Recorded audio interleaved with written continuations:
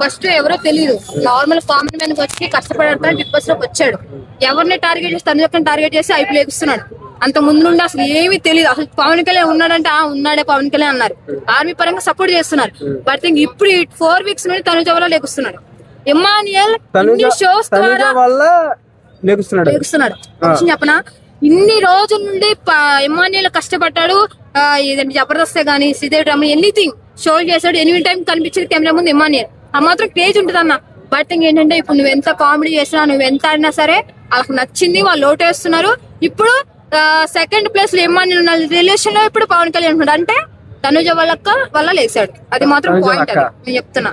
Immanuel second place లో ఉండేవాడు, third place, fourth place కి వెళ్ళాల్సిన సిచ్యువేషన్ వచ్చింది. అంటే ఎవరి వల్ల? దాని కారణం ఎవరు? ఆయన చేసుకున్నాడు. పవన్ కళ్యాణ్ కష్టపడుతున్నాడు, తనుజ వాళ్ళకు ఉంటున్నాడు, సపోర్ట్ చేస్తున్నాడు. ఫ్రెండ్ పరంగా ఎవరు? అది అతని ఇష్టం అన్న.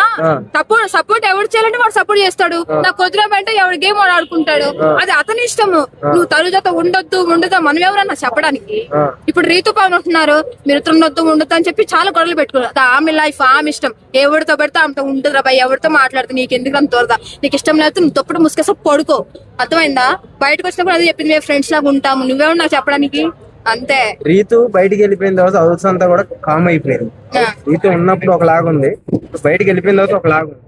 అసలు ఏంటి దానికి కారణమైన వ్యక్తులు ఎవరున్నారు అన్న? ఇప్పుడు మన జీవితాంత సంవత్సరాలంతా బిగ్ బాస్ లో ఉండాలంటే వాళ్ళకే భారమే, మనకి భారమే. వాళ్ళ తిండి మనం పెట్టలేము. జనాలు ఎట్లా అంటే ఒక ఇంత టైం ఉంటుంది బిగ్ బాస్ కి, ఇంత ఆడాలని చెప్పి ఉంచుతున్నారు. ఆ బయటికి రాదు మనకి కామన్ అన్న. గేమ్ ఆడాలి, జనాలు పంపించాలి, టాప్ లో ఇద్దరే ఉండాలి కాబట్టి అది కామన్ అంతే. ఒకవేళ రీతు ఫ్యాన్స్ అట్టయినా సరే గేమ్ పరంగా తప్పదన్న. మనం ఎల్లకాలం బిగ్ బాస్ లో ఉండాలంటే నెక్స్ట్ సీజన్ రావాలా, మళ్ళీ వేరే కొత్త ఉండాలా, కామన్ మ్యాన్ ఇంకా ఎంకరేజ్ చేయాలి అంతే. ఇంకా బన్నీ ప్లేస్ లో రీతు బయటికి రావడం కారణాలు ఏమిటి? బన్నీ గారు రావాలి యాక్చువల్ గా బయటికి, కానీ రీతుని పంపించారు. ఓటింగ్ ఫాలో అవ్వాలి. ఆ 5 లో రీతు ఉండాలి అన్న. ఒక విషయం చెప్పిన, అసలు బిగ్ బాస్ లో ఏం జరుగుతుందో ఏందో, అసలు నిజంగా ఓటింగ్ జరుగుతుందో, వాళ్ళు కావాలని చేస్తున్న ఎవరికి ఏమీ తెలీదు. వాళ్ళు బయటకు వచ్చి వాళ్ళ నోటంతా వాళ్ళు చెప్పేంత వరకు ఎవరికి తెలియదు. మనం ఎన్ని మాట్లాడుకున్నా అది అని చెప్పి లైట్ తీసుకుంటారు. అదే ఆర్టిస్టులు కష్టపడి మేము ఇంత చేసామని చేసి మాకు ఫేక్ అకౌంట్ పడి ఓటింగ్ పడిందంటే వాళ్ళు అప్పుడు చేస్తారు తప్ప మనం ఎన్ని మాట్లాడుకున్నా అది ఏం కాదు. ఓటింగ్ కూడా జనాలకు చూపించవచ్చు కదా. ఓటింగ్ అది నన్ను ఎందుకు నాగన్ సార్ అడగండి. నా చేతిలో ఏముందన్న? నాగన్ సార్ దగ్గరికి వెళ్ళి అన్న మీరు కరెక్ట్ చేస్తున్నారా బిగ్ బాస్, అసలు ఎవరు ఆడుతున్నారు బిగ్ బాస్ లో, మీరు ఓటింగ్ కూడా చూపించండి జనాలకి.